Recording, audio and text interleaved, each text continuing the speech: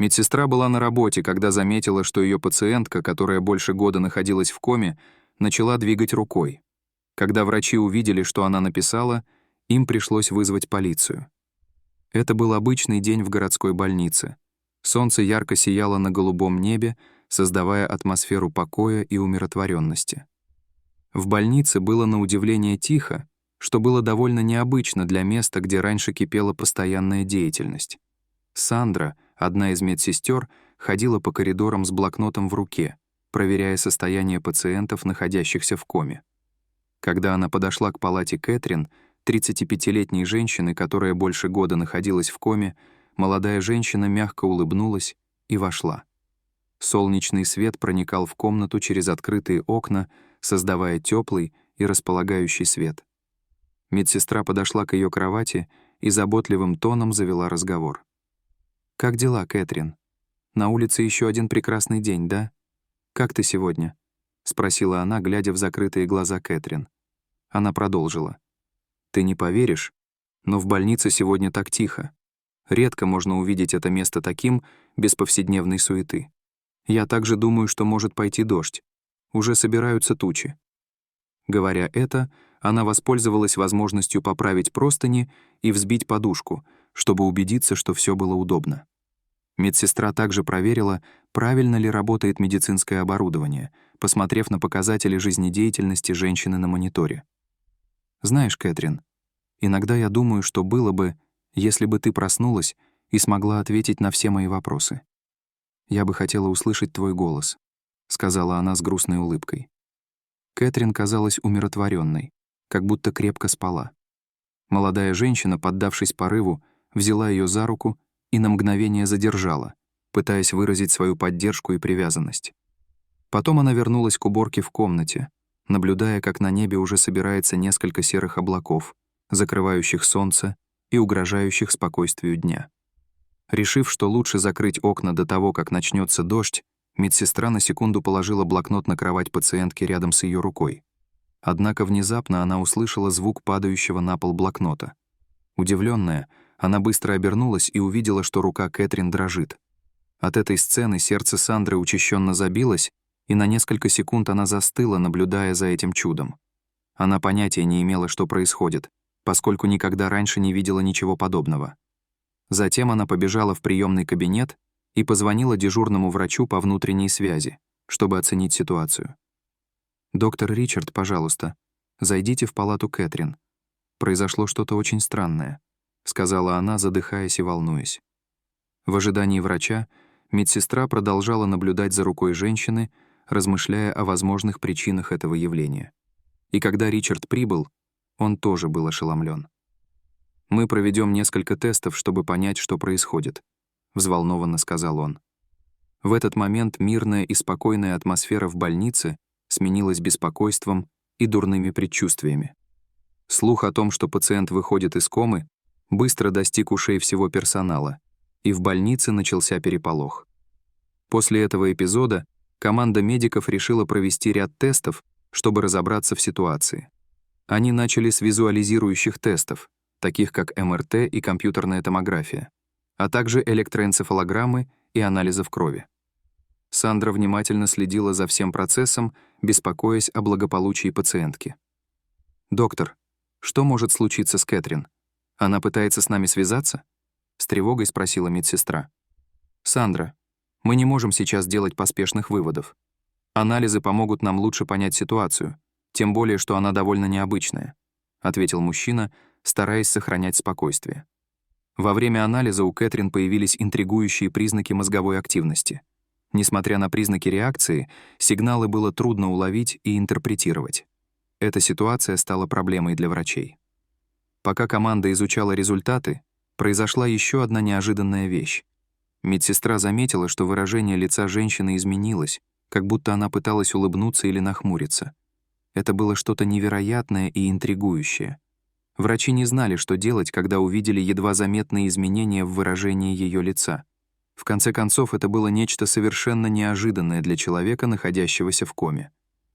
«Доктор Ричард, вы это видите?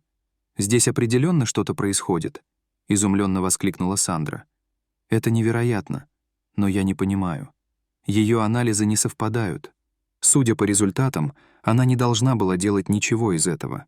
Ее мозговая активность настолько мала, что это не имеет никакого смысла, прокомментировал врач, не веря своим глазам. Команда медиков внимательно изучала лицо Кэтрин, пытаясь найти какое-то объяснение тому, что они наблюдали. Изменения в ее внешности были едва заметными, но неоспоримыми, и, казалось, происходили в ответ на какой-то внешний раздражитель. Они просто не знали, что именно. «А что, если она нас слышит?» — спросила Сандра. «Нет, это невозможно. Анализы не показывают, что она в сознании», — сказал доктор. «Мистер Ричард, пожалуйста», — прервала его медсестра. «Мы видим, что результаты говорят об одном, но она явно делает что-то другое. Поэтому я не думаю, что мы должны полагаться только на тесты. Давайте попробуем поговорить с ней». И как раз в этот момент уголок рта Кэтрин слегка дернулся, как будто она пыталась улыбнуться. Это было действительно невероятно.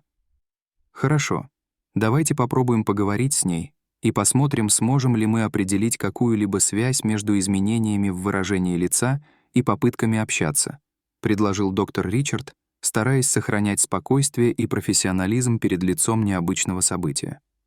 Затем Сандра подошла к ее кровати и начала задавать простые вопросы, такие как: «Кэтрин, ты слышишь мой голос? И если ты понимаешь, о чем я говорю, попробуй улыбнуться». И, ко всеобщему удивлению, Кэтрин, казалось, отреагировала на вопросы, едва заметно изменив выражение лица. Команда медиков была ошеломлена открытием и приступила к дальнейшему изучению. Помимо ее внешности и движений руки, они искали другие признаки общения или реакции, которые могли бы доказать, что она была в сознании. Эта череда интригующих событий еще больше укрепила решимость всей команды разгадать тайну и помочь ей выздороветь. С тех пор, как начались необъяснимые события, прошло несколько дней. Ричард был потрясен этим случаем, особенно тем, что анализы продолжали показывать результаты, как будто она ни на что не реагировала, несмотря на то, что все, что она делала, свидетельствовало об обратном. Медсестра продолжала навещать пациентку каждый день и разговаривать с ней, как обычно, поскольку у женщины не было семьи. История Кэтрин на самом деле была загадкой. Никто не знал, где она была до того, как ее нашли в ту трагическую ночь. Она лежала посреди пустынной дороги, вся в синяках и крови. Макс, проезжавший мимо водитель, нашел ее и отвез в больницу. Мужчина никогда бы не подумал, что в ту ночь он найдет женщину на грани смерти. Когда они приехали в больницу, на ней был порванный и грязный халат, к которому был прикреплен стикер с именем Кэтрин. Медицинский персонал предположил, что это ее имя, и стал называть ее так. С того дня она находилась в коме и так и не пришла в себя. Никто не искал ее, и прошло больше года с тех пор, как она была в больнице. Жизнь женщины была одинокой и тихой, но присутствие Сандры приносило немного утешения и общения. Медсестра думала о ее прошлом, о том, кем она была, откуда взялась и почему ее никто не искал. Она представляла себе обстоятельства, которые привели Кэтрин к такому печальному состоянию, и пожалела, что не может помочь ей прийти в себя и узнать правду. Тем временем врачи продолжали расследовать этот случай и пытаться понять причину ее мимики и движений, несмотря на то, что анализы показали неубедительные результаты. Поиск ответов стал личным и профессиональным испытанием для всех участников, особенно для медсестры, которая была полна решимости разгадать тайну и, возможно, помочь Кэтрин вернуть ее жизнь в нормальное русло. Шли дни, и женщина начала медленно сжимать пальцы, как будто держала воображаемую ручку. Сандра предложила вложить ей в руку ручку, но врач по-прежнему был настроен скептически. «Я не уверен, что это хорошая идея, Сандра. Возможно, мы неправильно понимаем ее движение», — сказал доктор Ричард. Однако, оставшись наедине с Кэтрин, Сандра решила осторожно вложить ручку в пальцы пациентки и попросить ее написать. Сначала, как и ожидалось, на бумаге появилось всего несколько неразборчивых каракулей. Медсестра была немного расстроена, но не сдавалась. Она продолжала пытаться каждый день, держа это в секрете от врачей. Наконец, Кэтрин записала на листке что-то похожее на цифры. Медсестра показала документы врачу, который был так же озадачен и недоверчив, как и другие специалисты. Они решили попросить женщину продолжать записывать то, что она хотела им сказать. Кэтрин записывала все новые и новые цифры, и вдруг появилась буква «Н». Ничего не имело смысла. Она снова написала целую последовательность цифр, а затем еще одну букву «И». «Боже мой, что происходит? Что ты имеешь в виду, Кэтрин?» Врач был в замешательстве, пока один из врачей, который ранее работал специалистом по технологиям и геолокации, не взглянул на записи и не воскликнул, что это похоже на координаты. Буквы «Н» и «Э» обозначают север и восток, широту и долготу, и эти цифры могут быть географическими координатами какого-либо места. Вся больница была заинтригована еще больше, и команда продолжала просить Кэтрин писать. Она заполнила координаты, и, поискав в интернете, врачи обнаружили, что координаты указывают на отдаленный район посреди леса, примерно в 25 милях от нее. Затем врачи решили, что пришло время вызвать полицию, так как дело становилось все более странным. Они объяснили полицейским всю ситуацию, начиная с комы Кэтрин и заканчивая координатами, которые она записала. Однако произошло нечто еще более загадочное. Прежде чем они отправили подразделение для проверки местоположения, Кэтрин успела написать, наполовину нацарапав, что-то похожее на слово «осторожно». Полиция была поднята по тревоге и направила подразделение для обследования района, указанного в координатах. Когда они прибыли туда, там ничего не было. Они искали несколько часов и ничего не нашли. Когда они уходили, один из полицейских споткнулся обо что-то на земле. Заинтригованный, он убрал листья и не поверил своим глазам, когда увидел маленькую дверь, похожую на вход в бункер. Двое полицейских вошли внутрь и обнаружили что-то вроде заброшенной подземной клиники. Старое строение было покрыто виноградными листьями и мхом. Ржавые двери свидетельствовали о запустении этого места. Атмосфера вокруг была тяжелой и мрачной. Осторожно продвигаясь вперед, полицейские сообщили о своих находках в отдел. «Кажется, что здесь все давным-давно заброшено. Мы находим носилки и хирургические принадлежности, разбросанные повсюду», — сказал один из офицеров. «Продолжайте осторожно. Мы не знаем, что вы можете найти», — ответил командир. Осматривая помещение, офицеры натыкались на пустые комнаты и темные коридоры. Пол был покрыт пылью, а воздух пропитан запахом плесени и разложения. Они слышали эхо собственных шагов и звук собственного тяжелого дыхания. Все было очень мрачно.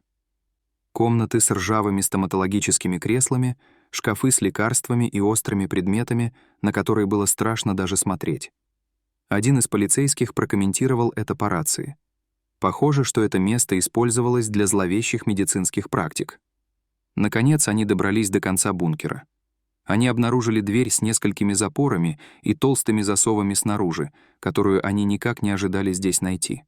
И как раз в тот момент, когда они собирались выломать дверь, из тени внезапно появился мужчина и начал драться с полицейскими. «На нас совершено нападение! Неизвестный подозреваемый!» — крикнул один из полицейских по рации. Это была ожесточенная борьба, но полиции удалось обездвижить таинственного мужчину. Ситуация на месте происшествия стала еще более интригующей, и все задались вопросом, что же скрывается за этой запертой дверью, о которой подозреваемый не хотел, чтобы они узнали. «Он задержан.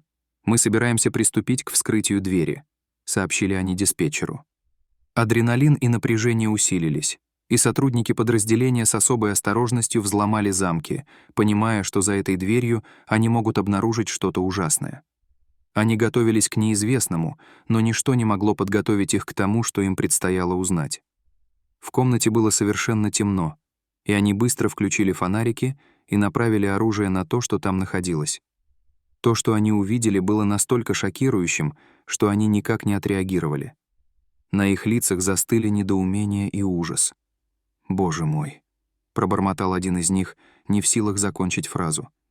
«Как такое возможно?» — спросил другой, а его голос дрожал. В углу комнаты, обнявшись и дрожа от страха, стояли девочка-подросток и маленький мальчик лет 5. Мужчины медленно подошли к ним, пытаясь успокоить.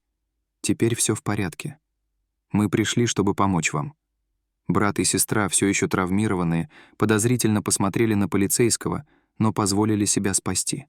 Они были очень напуганы, и когда вышли из бункера и увидели солнечный свет, маленький мальчик закричал, закрыл лицо руками и заплакал.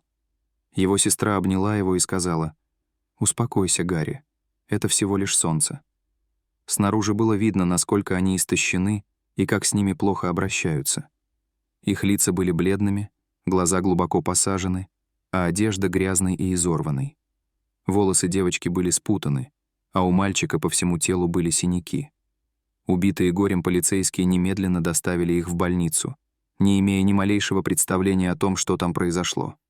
Было так много вопросов и пока никаких ответов.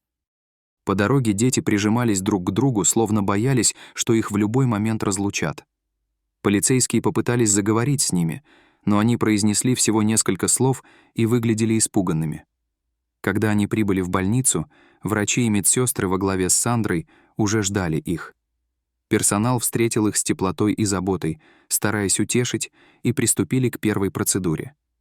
Девочка со слезящимися глазами посмотрела на медсестру и прошептала: «Спасибо. Спасибо тебе за то, что вытащила нас из этого ужасного места». Сандра, взволнованная, просто улыбнулась и ответила: «Мы позаботимся о вас. Теперь вы в безопасности». Пока детей осматривали и оказывали им медицинскую помощь, полиция продолжала осматривать место происшествия. Обнаружение детей только добавило загадочности этому делу и дало понять, что предстоит раскрыть гораздо большее. Медсестра теперь верила, что Кэтрин пытается помочь раскрыть это темное дело. Но откуда она все это узнала? И что еще могла рассказать эта женщина? И как она была связана с этими маленькими детьми? Как раз в тот момент, когда Сандра вела детей в палату, где они должны были находиться. Она прошла прямо перед палатой Кэтрин, и именно в этот момент вся больница остановилась, услышав крик мальчика. «Мамочка! Мамочка!» Девочка воскликнула: «Мама!» И, вырвавшись из рук врачей, подбежала к женщине и начала безутешно плакать. Маленький мальчик тоже подбежал, забрался на кровать и обнял женщину, а по его лицу потекли слезы. Никто не мог в это поверить. Эта история началась с того, что женщина и ее маленькая дочь Лиза, которой на тот момент было 10 лет, гуляли в парке, когда к ним подкрался мужчина и схватил маленькую девочку. Отчаявшаяся мать побежала за ним, но в итоге попала в ловушку. Мужчина схватил их обоих и запер в заброшенной подземной клинике, где жестоко обращался с ними и подвергал молодую женщину всевозможным издевательствам. Чего преступник не знал, так это того, что женщина была беременна, когда ее похитили. Гарри родился в этом мрачном подземелье и никогда не видел солнечного света. Они пробыли там 5 лет, запертые в полной темноте. Семья перенесла бесчисленные пытки и пережила неописуемые моменты боли и отчаяния. Когда похититель понял, что Лизе 15 лет и она уже взрослая, он попытался воспользоваться ею, но ее мать не позволила этого и отбилась от него. Во время борьбы он случайно вытолкнул ее из комнаты, и дверь захлопнулась. Мужчина начал преследовать ее, а женщина попыталась убежать. Он сильно ранил ее, но ей удалось стряхнуть его и сбежать из бункера. Она пробежала около 5 миль в поисках помощи, потому что хотела вернуться и защитить своих детей, но ее сбила машина и скрылась с места аварии. В этот момент Макс, водитель, нашел ее посреди дороги и отвез в ближайший город, расположенный примерно в 25 милях. Эта женщина попала в больницу в состоянии комы и больше не приходила в сознание. Однако, поскольку на ее платье была наклейка с именем Кэтрин, похититель был встревожен, ведь он планировал, чтобы она сыграла роль его покойной жены Кэтрин, а врачи подумали, что это ее имя. Но настоящее имя этой женщины было Маргарет, поэтому полиция не нашла никакой информации о пропавшей Кэтрин, и никто не пришел искать ее в больницу. В бункере, несмотря на то, что мужчина пытался что-то сделать с Лизой, она была такой же храброй, как и ее мать, и сопротивлялась ему.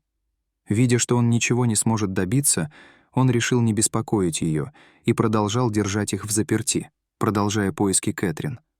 Но произошло нечто невероятное.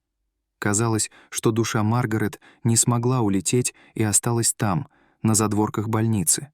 Она всегда наблюдала за людьми и пациентами, но ей никогда не удавалось поговорить с ними.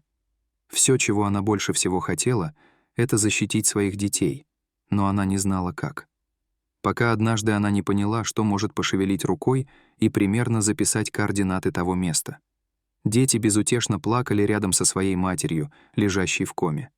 Затем Маргарет сумела выдавить из себя последнюю слабую улыбку, повергнув всех окружающих в шок. Внезапно кардиомонитор показал ужасную прямую линию, издав долгий непрерывный звук.